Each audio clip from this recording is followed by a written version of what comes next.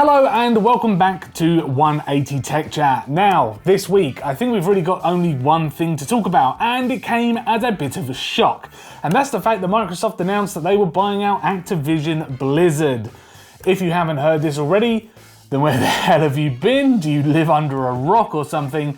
Well, that's okay too, as we've got some things to talk about. So for anyone that doesn't know, let's just start at the beginning. Now, on the 18th of January, Microsoft put out a news article stating that they are going to be acquiring Activision Blizzard to bring the joy and community of gaming to everyone across every device. Now, that's their words, it's not ours, and how they phrase that I find pretty interesting, but we'll get onto that in a moment.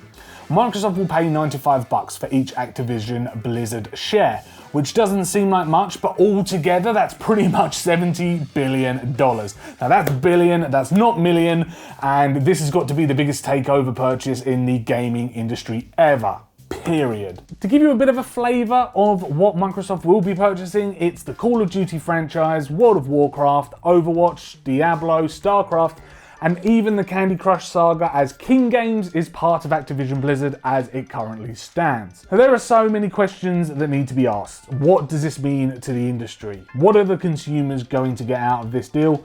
So let's just go through some stuff. So what does this all mean for the games industry? Microsoft is planning on adding Activision Blizzard's database of games to Games Pass, their monthly pay-to-play Xbox PC service. Now that in itself is huge, and that's great if you're a fan of Games Pass, and I know gamers will welcome the option to access these games under their existing monthly subscriptions. But what's in place to stop Microsoft from making these titles exclusive? Now, I can't imagine for a second that Call of Duty will cease being a game for PlayStation, and I think they'd be foolish in doing this, as their player base will fall dramatically, as will their purchase revenue. Now, it's been reported, however, that if Microsoft do make Call of Duty games moving forward exclusive to their platform, then Sony could be losing a couple of $100 million a year. They've already done it with The Elder Scrolls 6 and Starfield, and they've announced exclusivity, and those games are coming from Bethesda, so it could happen. It's not out of the realms of possibility. So what about the competition, as there is now a bit less of it in the games industry? Now, I feel like there's some kind of monopoly battle underway, and it's only a matter of time until other studios are purchased by the big companies. Now, once the Activision Blizzard deal goes through, Microsoft will have 30 internal game development studios. But will they stop there? I doubt it. Their future is Games Pass. Microsoft is actively trying to tie you into a service, and they will most certainly win your custom if they're offering the best exclusives.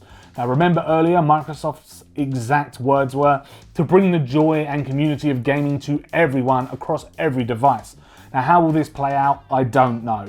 Does every device mean they'll start developing games for Sony and Nintendo consoles in the future?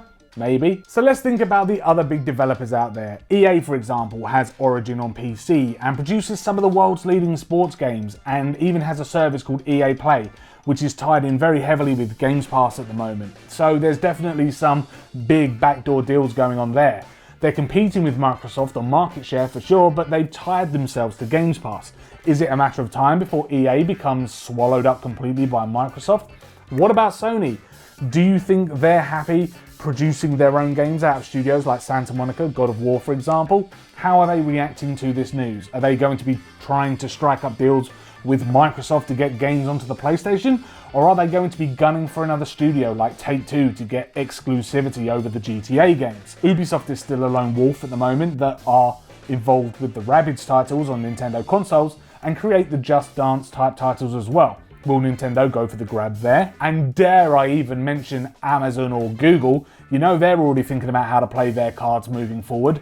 Google may want to entice people back to the Stadia, and what better way than to try and get some exclusive titles? Amazon didn't exactly smash it out of the park with New World, so what's about getting some exclusives from decent studios there as well? Now, another question is though, and this is a difficult one to really answer, but is this morally right? Activision Blizzard has been in the press a lot over the last 18 months with the sexual harassment claims, with the lawsuit claiming the gaming giant of discriminating against its female workforce and fomenting a frat boy workplace culture. Microsoft buying Activision Blizzard won't clear this up, and I can't imagine that they will easily be able to fire or make redundant certain members of staff associated with these claims. I wouldn't be surprised if there was something in the buyout contract stating that all current employees' jobs remain for a certain amount of time. Not to mention the CEO of Activision Blizzard, Bobby Kotick, may get an eye-watering paycheck of nearly $300 million to add to his $800 million personal wealth. And how is that a good thing? He's been the CEO since 1991. The company has had its ups and downs, but the responsibility and liability of this lawsuit has to go to the top, to Bobby. And regardless of the outcome, he's going to get such a big paycheck, he won't care. He'll just wipe his hands clean. There needs to be some kind of accountability. Though it has been reported that Microsoft will inevitably remove Bobby Kotick from his position, I'm wondering if Microsoft is just going to literally gut the inside of Activision Blizzard and almost start again. We've got a long way to go. The purchase is likely to take some time, over a year probably, to finalise and to sign on the dotted line.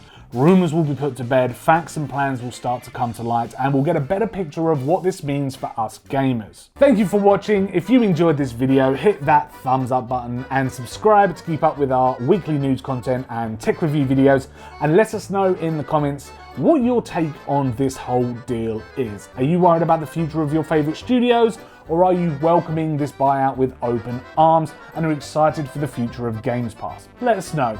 As I said, thanks very much for watching, and we'll see you in the next video.